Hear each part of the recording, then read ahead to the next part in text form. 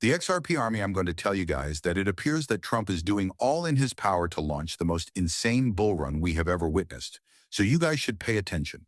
Beginning with Trump's huge post regarding the ongoing war on Truth Social according to President Trump. Putin is Alonzo, and the leaders of the EU have decided that the best approach to end the current conflict is to go straight to a peace deal. Trump seems to be close to bringing the battle to a close. In his own words, he released a lengthy statement discussing this, stating that everyone is prepared to work together and that he thinks this will finish quickly. In my experience working in the investing markets, I have witnessed the resolution of a few different conflicts. In general, this means that when these kinds of things stop happening, trade increases, oil prices decline, businesses make more money, and business is better than ever.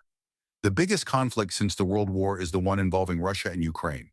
Therefore, there is no doubt that the conflict is widespread and has had a significant impact on the world stage due to the sanctions, rising oil prices, restricted access to specific trade routes, and more.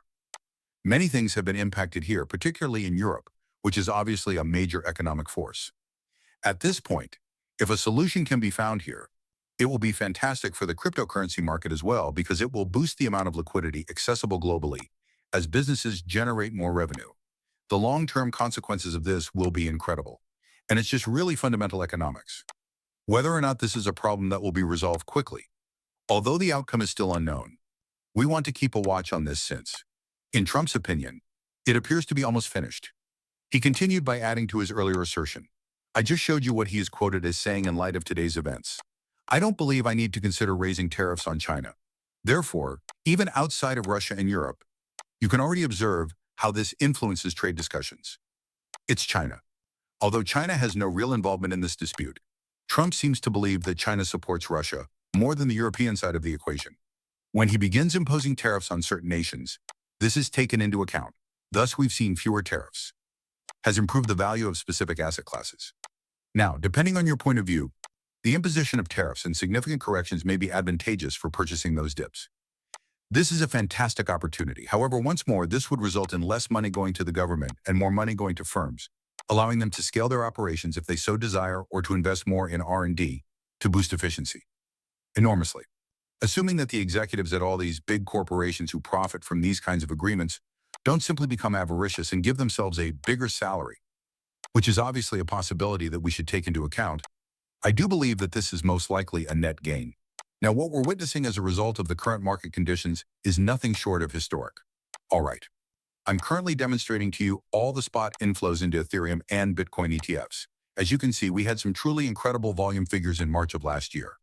We had some excellent volume figures here in December and January of 2024, around the end of the year. Naturally, the figures we're seeing now to right as July and August have arrived are far greater than that.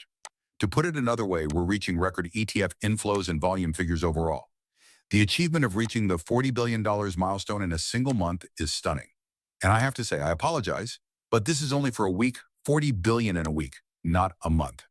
That is completely crazy. And this only applies to the Ethereum and Bitcoin ETFs, correct? As a result, billions more dollars will be available on the sidelines, and many more ETFs will be applied for and introduced to the market. More volume will be able to pass through once trade agreements are negotiated. This is amazing. And this should demonstrate to you all that there is still a lot of life in this industry. Everywhere, we continue to reach record highs. Bitcoin is still reaching all-time highs after all. Inflows into ETFs continue to reach record highs. The stock market continues to reach record highs. Furthermore, there are still these enormous catalysts that have not yet materialized. Complete integration into the XRP ledger. The XFTRP EF is the secret path. Additionally, Ripple is purchasing additional companies in order to integrate them with XRPL. Furthermore, the Federal Reserve has not to reduce interest rates, and we continue to hit these utterly ridiculous figures with these record debt levels. The Coast Letter conducted a pretty great examination of what are known as secular bull markets, and we are currently in one that started in 2009 and is now officially 16 years old. Thus, there have been a couple of these throughout history. Two secular bull markets occurred in 1968 and 2000. Before collapsing, the 1982 to 2000 cycle saw a 114% surge into the dot-com bubble. Some of you probably recall that.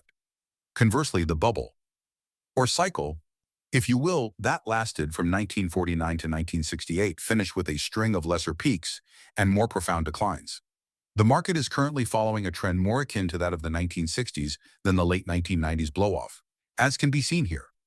According to most models, returns may still increase in the years leading up to the peak. Before the secular wave finishes, both historical analogs suggest further peaks to come. To put it another way, the current bull run is exceptionally powerful. It's great to see you all there. Guys, let's slay this bull run. We have a lot of promise here and there's a lot going on really. So let's try to finish it. If you like my stuff, please like and subscribe to this video. I'll see you all again soon. Goodbye.